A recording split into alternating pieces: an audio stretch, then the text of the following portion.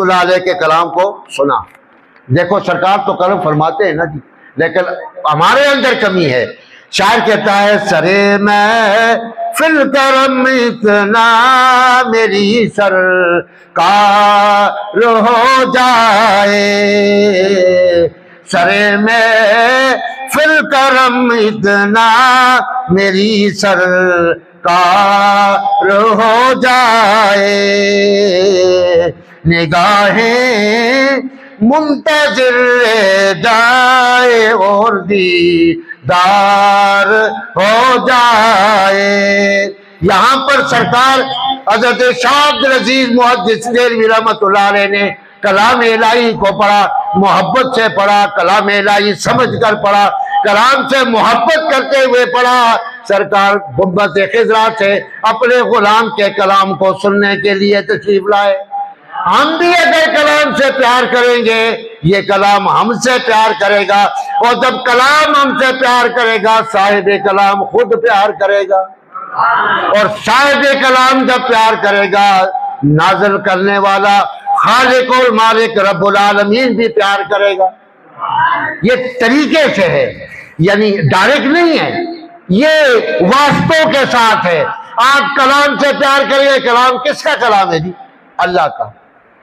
کون لے کر آیا ہے؟ جبریل، وہ بھی اللہ کے فرشتے، اور کس کے پاس لائے ہیں؟ سرور کونین کے پاس۔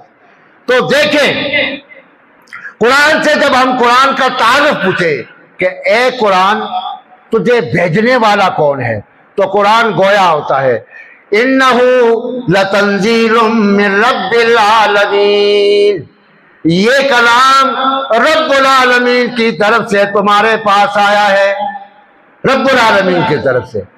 اور جب ہم قرآن سے پوچھتے ہیں قرآن تو عظمت والا کلام ہے، تو اللہ کا کلام ہے، تجھے لانے والا کون ہے، تو قرآن ہمیں جواب دیتا ہے میرا لانے والا، اس کی پہچان میں تمہیں کراتا ہوں۔ تو پھر وہ قرآن کہتا ہے نزل بہ روح الامین، اس کلام کو روح الامین لے کر آئے ہیں۔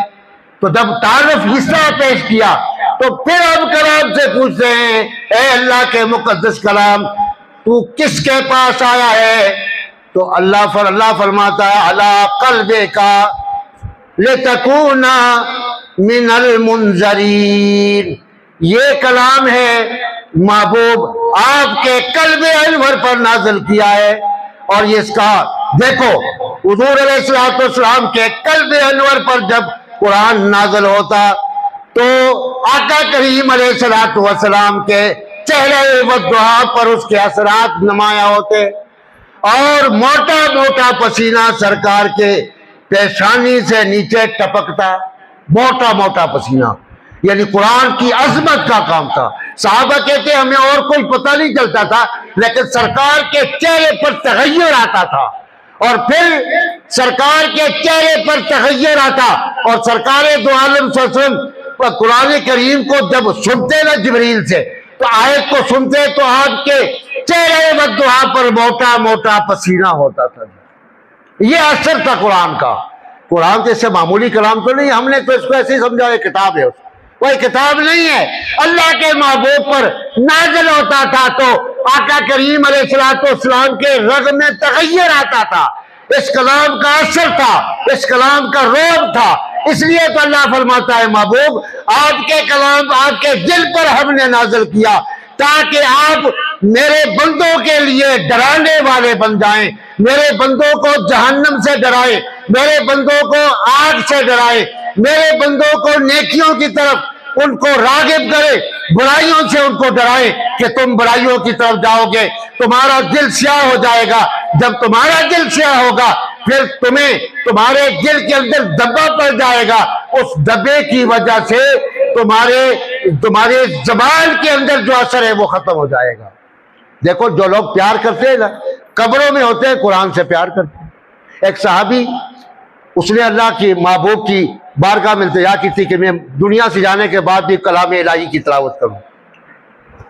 صحابہ نے خیمہ لگایا، اندر سے سورہ ملک پڑھنے کی آواز آ رہی، صحابہ جب چلے گئے بارگاہ مصطفیٰ میں پیش ہوئے، عرض کی یا رسول اللہ یا حبیب اللہ، عجیب منظر ہے، ہم ایک جگہ میں ہم نے پاؤ کیا تو وہاں نیچے سے زمین کے اندر سے سورہ ملک پڑھنے کی آواز آ رہی تھی۔ فرمایا اس کے اندر اللہ کا وہ بندہ ہے جس نے اللہ سے التجا کی تھی، خدایا مجھے قبر میں بھی پڑھنے کی توفیق عطا کرنا۔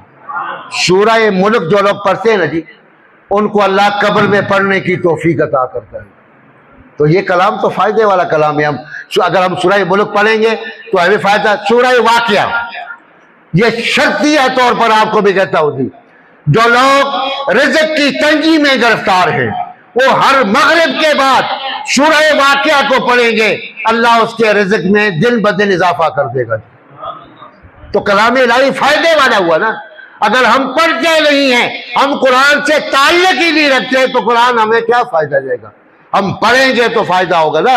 اس لیے ہمیں قرآن کریم یہ بتا رہا ہے، آؤ میری طرف، اگر تم نے رحمتیں حاصل کرنی ہے تو میرے پاس آؤ، جب تم میرے پاس آؤ گے اللہ کی رحمتوں کا نزول ہوگا۔ قرآن کہتا ہے آؤ مجھے پڑھو، جب تم مجھے پڑھو گے تمہیں رحمتیں بھی ملیں گی، تمہیں برکتیں بھی ملیں گی، تمہیں بخششیں بھی ملیں گی اور تمہیں ثواب بھی ملے گا۔ یہ کلام ہمیں کہتا ہے، لیکن ہم نے قرآن کو سمجھا نہیں ہے۔ قرآن ہم نے آج ہمارے ذہن و ضمیروں میں نہیں ہے۔ میں اس لیے آپ کو پیرائے میں پھیر کر اس کی سیر کرا رہا ہوں کہ آؤ قرآن کی سیر کرو۔ قرآن کی جس صورت کو تم پڑھو گے تمہیں رحمتوں سے نوازتا جائے گا، قرآن تمہیں شفا یابیوں سے نوازے گا، تمہارے رزق کی تنگیوں کو ختم کرے گا، تمہاری ظاہری بیماریوں کو بھی شفا میں بدلے گا، تمہاری باطنی بیماریوں کو بھی شفا میں بدلے گا۔ لیکن شرط یہ ہے کہ تم نے کلام الہی کو پڑھنا ہے سرکار کی محبت سے، سرکار کی محبت سے۔ اس سے شاعر ایک اور جملہ کہتا ہے نا، کہتے ہیں اگر عالم میں بے پردہ جمال یار ہو جائے، اگر عالم میں بے پردہ جمال یار ہو جائے تو دنیا جان دینے کے لیے تیار ہو جائے۔ اگر تم نے کلام الہی کی طرف آئیں گے تو یہ کلام الہی تمہیں اللہ کے محبوب سے قریب کر دے گا، اور جب تم اللہ کے محبوب سے قریب ہو جاؤ گے تو تمہیں اللہ کے محبوب کا، اللہ کے جو ہے بے پردہ جمال یاد نصیب ہو جائے گا، یعنی حضور علیہ السلام کا دیدار نصیب ہو جائے گا۔ کلام الہی آپ پڑھیں گے یہ تمہیں سرکار کا دیدار کرائے گا، سرکار کا دیدار کرائے گا۔ لیکن آپ نے اس نیت سے پڑھنا ہے کہ میں اس لیے پڑھ رہا ہوں کہ یا اللہ تو مجھے اپنے محبوب کا دیدار نصیب کر دے، کیونکہ یہ تیرا کلام ہے، تیرے محبوب کے پاس آیا ہے اور تیرے محبوب نے اسے پڑھ کر ہمیں سنایا ہے، اور ان کی آیتن سورتن